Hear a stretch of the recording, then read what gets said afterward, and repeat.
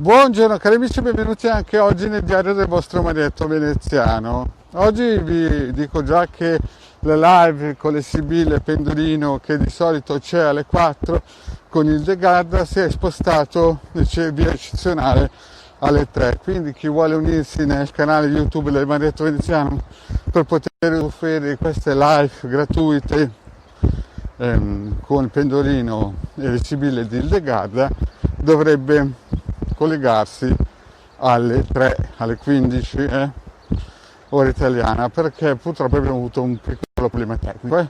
Quindi lo ripeto, alle 15 nel canale vostro Marietto veneziano per Pendolino e risposte gratuite live con le Sibille di Il De Garda.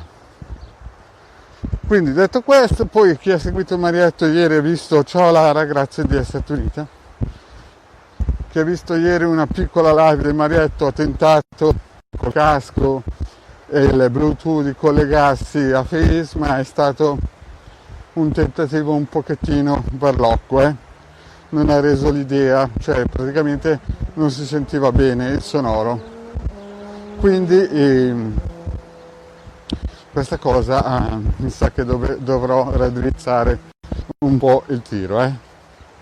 Lara, scusa, si sente bene? Se puoi dirmi se si sente bene, così che non... Ciao Sara, grazie Sara di essere venuta. Poi ieri, poi un'altra cosa importante che bisogna dire, che nelle live alcune volte alcuni arrivano prima, scrivono la domanda, mi è già capitato un paio di volte di vedere questa cosa, ma non si vede nella chat. Questo è molto probabilmente un problema nel fatto che usando StreamYard che si collega al tubo c'è qualche piccola discrepanza e quindi si possono perdere delle domande. Chi arriva molto prima molto probabilmente fa la domanda, ma alcune volte potrebbe anche non vederla. Grazie Lara che... Ecco, detto questo. Poi un'altra cosa, ieri qualcuno mi ha chiesto se esistono dei circuiti per vedere se un'amicizia è buona o meno. Beh, la prima cosa chiaramente è da usare il pendolino e chiedere sì e no. Il quadrante radiostesico per il sì e no si chiede, perché capite, a me è capitato spesso di incontrare persone che erano mandate o erano narcisisti, che magari i primi 6-7 mesi sembravano persone veramente corrette, anche 1 anno, 2 anni, e poi dopo usciva la propria vera natura, non riuscivano a mentire e quindi si smascheravano. Quindi potrebbe essere anche che alcune volte col pendolino vi dice subito di no e sembra una cosa incredibile, perché voi pensate, caspita, ma questo qui è veramente un amicone e quanto. Quindi l'ideale sarebbe sempre di attivare il circuito per togliere i legacci negativi e trasformarli in positivi, così se qualcuno vi gira intorno ed è un attimino sopra le righe o noioso, automaticamente viene tolto adagio adagio. Quindi questa è una cosa molto importante da fare, cioè in teoria questo circuito bisognerebbe sempre tenerlo attivo con dentro la vostra fotografia. Si può scaricare o nel sito capitano.altavista.org o tranquillamente nei gruppi di Facebook di Il De Garda Marietto veneziano. E questo è quanto. Poi un'altra cosa importante da dire, lo diceva anche Rudolf Steiner, lo usa anche la Chiesa Cattolica. Ad esempio la Chiesa Cattolica usa far pregare per i morti. Rudolf Steiner la stessa cosa, diceva che per i propri defunti bisogna in un certo senso, come si suol dire, pensare bene, trattarli come se fossero lì, perché queste energie, queste anime sentono la benevolenza che abbiamo per loro.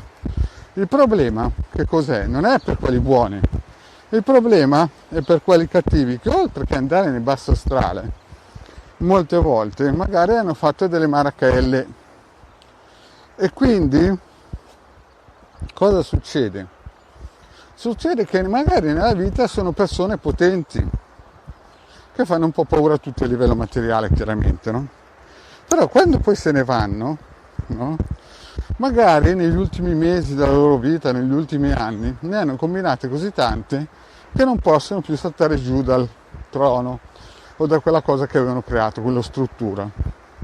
Vorrebbero scappare, ma ne hanno combinate così tante che se gli altri li prendono, li flagellano, no? E quindi sono praticamente in una forma di arrocco, di scacco matto perenne, no? Io ho conosciuto parecchi di questi che quando avevano capito, dopo aver comprato palazzi, case, essere diventati ricchissimi, dopo aver capito che tutto quello che avevano araffato in modo criminale nella vita non gli era servito altro che costruirsi uno scivolo per il basso astrale, cercavano di pararsi fondoschiena. A quel punto chiaramente il karma è troppo tardi. Infatti vi ho spiegato che il mio babbo non li voleva mai toccare quelli lì, perché diceva se c'è del karma nero per strada questi ce lo raccolgono, ce lo spostano via, no? Questo quindi è molto importante. Il problema che cos'è? Che io ho visto gente che se n'è andata a questo piano astrale che dopo morto, no? Dopo la funzione religiosa che gli avevano fatto con tanto di show, no? Si nascondevano, cioè praticamente davano l'ordine a qualcuno di andare a togliere la propria fotografia, il proprio nome, sulla tomba. L'ho proprio visto con i miei occhi perché ero passato lì casualmente a vedere dove era stato messo e casualmente, no, avevo visto che prima c'era e dopo 1 anno e mezzo la tomba, un tombino, c'erano il padre e la madre, ma lui era stato torto, un tipo che nella vita ne aveva fatti tutti i colori. E poi aveva dato, perché questo? Vi dico, perché come vi ho spiegato l'altro giorno, ci sono gruppi misterici, no, che ti lasciano vivere fin quanto vuoi, nel senso ti fanno fare tutte le marachelle che vuoi nella vita, no? Però poi quando tu passi dall'altra parte, con calma ed eleganza, magari dopo 2 o 3 anni che te ne sei già andato, che praticamente anche i tuoi della cordata se ne fischiano, praticamente non servi più, ti vengono a cercare. Poi non ci crederete, ma ci sono generali dei servizi segreti, no? Che prendono il phone, cioè il telefono, e vanno a cercare i tombini, gli fanno una bella foto, poi vanno a casa, prendono dei bei circuiti o tutto quello che loro conoscono a livello magico e si vanno a riprendere questi qui e l'impacchettano nel subconscio delle persone.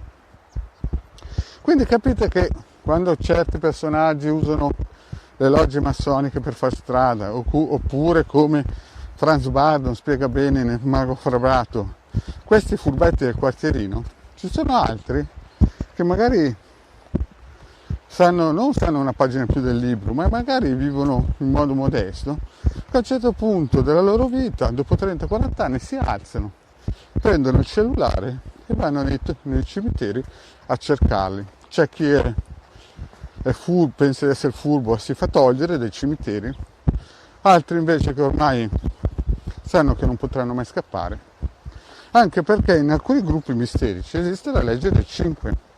Cioè se tu fai il birichino con uno, loro ti vanno a prendere madre, padre, figlio, nonno, insomma tutti quelli che riescono a pigliare. Chiaramente all'inizio queste persone che fanno i birichini per 30 denari, no? Non sanno di questo discorso, vogliono vedere lo yacht, la casa San Moritz, la casa a Monte Carlo, magari truffare lo Stato e non pagare le tasse, magari essere amico di qualche politico importante e andare a fare qualche messa nera, sapete, quelle cosine lì, no? Poi a un certo punto cosa succede? Che nel cammin facendo qualcuno gli spiega com'è il Vangelo e allora incominciano a arrampicarsi sui vetri e cercare soluzioni, ma ormai il loro karma è così nero che non possono fare, come dice, ammenda, no? C'è anche il caso opposto, no?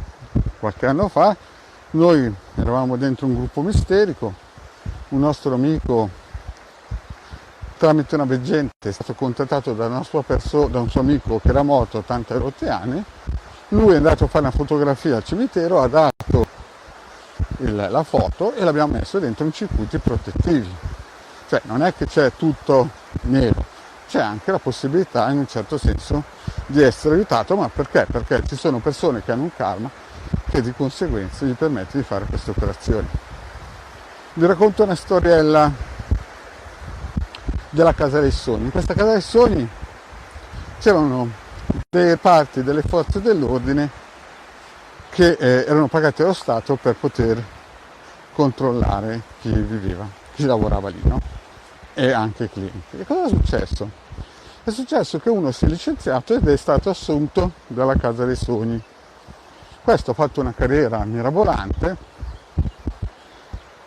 però doveva fare certe cose brutte, doveva fare delle biricchinate a dei santi, a delle brave persone. Il problema è che gli avevano detto che quelle brave persone erano cattivi e lui è andato avanti fino a un certo punto. Poi è arrivato a un punto che il karma ha ceduto e ha incominciato a capire che aveva un tumore allo stomaco. Allora cosa è successo? È successo che quelli che l'avevano, quel gruppo misterico, chiamiamolo gruppo misterico per dargli un tono, no? L'aveva in un certo senso assoldato, gli è andato a bussare alla porta e gli ha detto: vedi, noi ti abbiamo fatto lavorare tanto e ti abbiamo pagato di qua e di là, però quelle persone che tu hai massacrato erano dei santi e adesso tu andrai in un brutto posto. Lui, che aveva 8 mesi di vita, a un certo punto, sapete, con un tumore nello stomaco uno comincia a farsi un grande punto di domanda.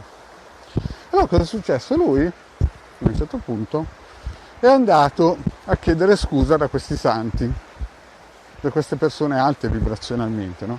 Che aveva massacrato per tanti anni.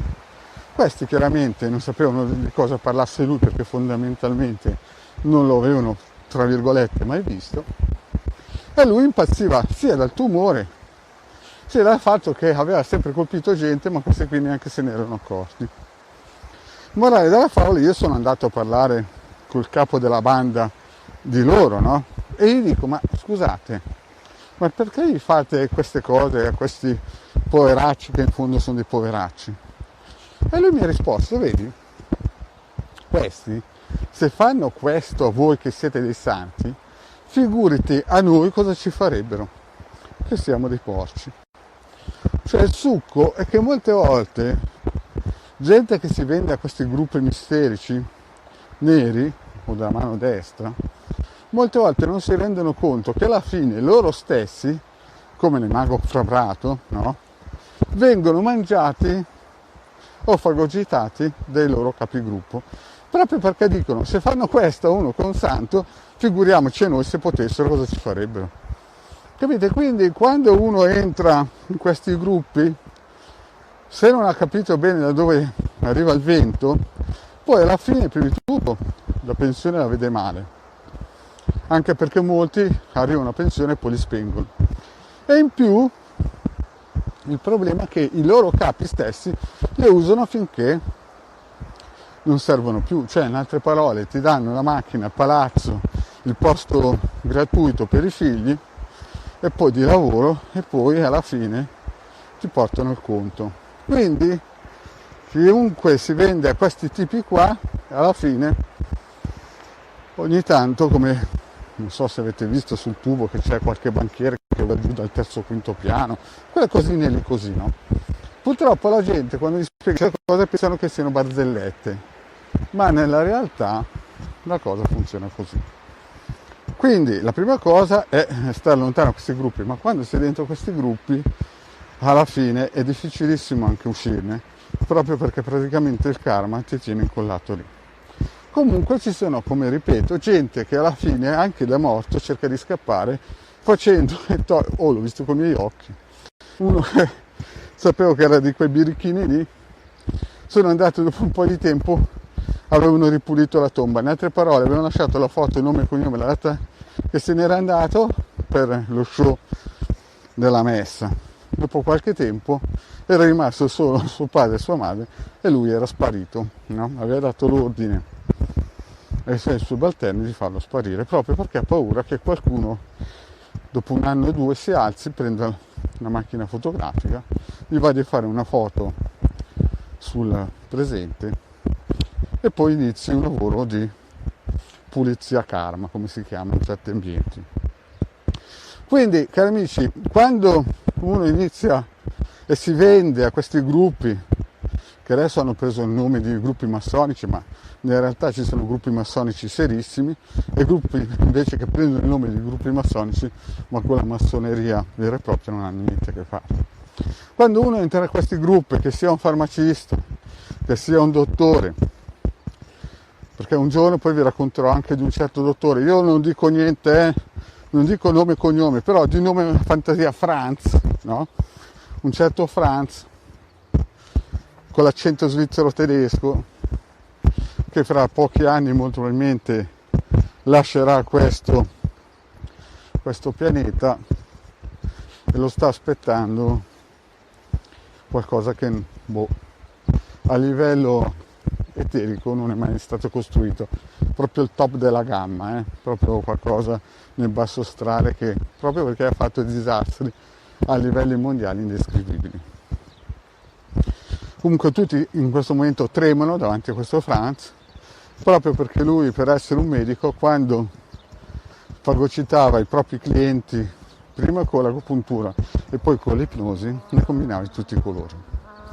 Però questo è tema per un'altra pillola del vostro marietto, che chiaramente sapete che sono tutti racconti di fantasia, perché sapete che il vostro marietto scrive ebook di fantasia, quindi non andate a dire in giro che il vostro marietto dice queste cose, perché io nego, io se c'ero dormivo, sono tutte favole che vi sto raccontando. Però se vi chiamate Franz e siete un dottore e non abitate in Italia, abitate dove sono io, più o meno fra qualche anno, perché ormai siete ricotti sui 90, se non siete già partiti sapete che non c'è bisogno di nascondere la vostra fotografia, perché avete già una trentina che vi stanno puntando.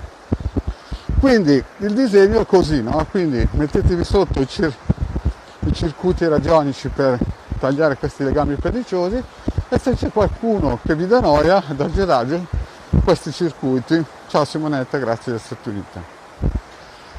Quindi queste sono piccole pillole che il vostro marietto vi dà. Vi ricordo comunque di iscrivervi al canale YouTube del Degarda Marietto Veneziano, di venirci a trovare nei nostri gruppi Face, che chiaramente noi abbiamo i migliori iscritti del pianeta. E se volete dei circuiti, il capitano.intervista.org, ci sono più di 147.000 ebook che sono stati scaricati, più di 1,5 milioni di circuiti dati gratuitamente dal Marietto Veneziano e da tanti altri. Quindi cari amici, grazie di avermi seguito, ci vediamo oggi alle 15 nel canale YouTube del Marietto Veneziano, coadiuvati da Il Degarda, o Il Degarda coadiuvati da Marietto Veneziano, per questa stese di Sibille e pendolino gratuito. Grazie. Mi raccomando, educazione, perché ci sono alcuni che pensano di venire ed essere in alcuni gruppi di ciarlatani. Forse sì, è vero, ci sono gruppi di ciarlatani, ma il nostro non è di quello stile, no? Quindi chi vuol venire è ben, come si suol dire, benvenuto, però educazione e rispetto verso tutti. Grazie cari amici e alla prossima, ciao!